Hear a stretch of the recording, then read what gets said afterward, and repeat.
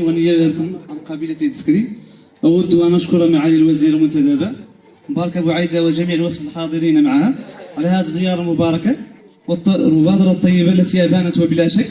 على روح التواصل الفعال وإلى نهج سياسة القرب والاستجابة لرغبة النخب والفعاليات في المساهمة في العمل السياسي من أجل تسديد الاختيار الديمقراطي الحداثي والعمل السياسي بمعنى النبيل. نعم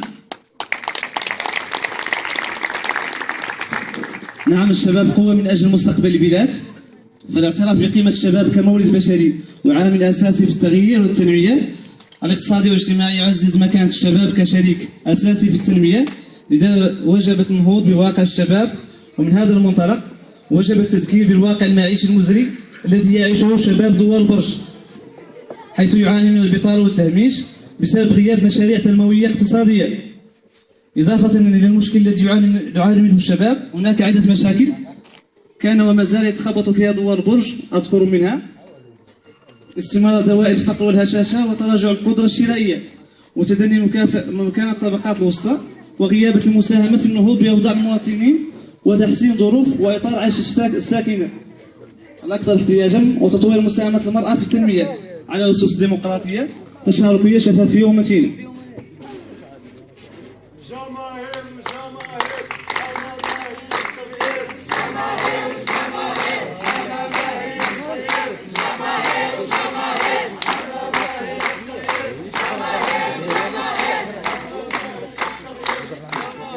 إضافة إلى هذه المشاكل هناك عدة مشاكل أخرى أذكر منها ضعف الإنارة العمومية. ضعف الإنارة العمومية، تفاقم مشكل الهدر المدرسي وتفشي الأمية، كان ضعف الخدمات الصحية والتعليمية، كان غياب مراكز التنشيط الثقافي والرياضي والسوسيو التربوي، كان مشكل الزحف الرماد. وفي الأخير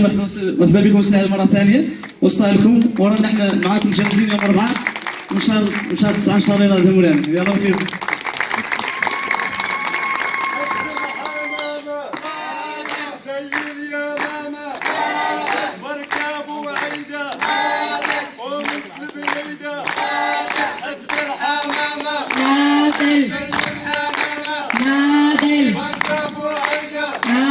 حزب الحمامة بركة أبو عايدة، حزب الحمامة حمامة ناضل من أجل الحمامة، من أجل الحمامة صوت، من أجل الحمامة، أجل الحمامة،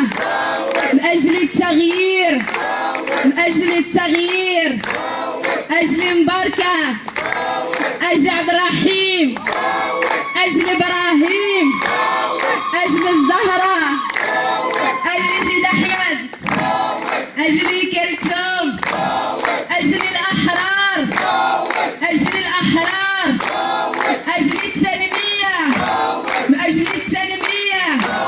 أجل الديمقراطية، أجل الحمامة، أجل الحمامة، أجل التنمية.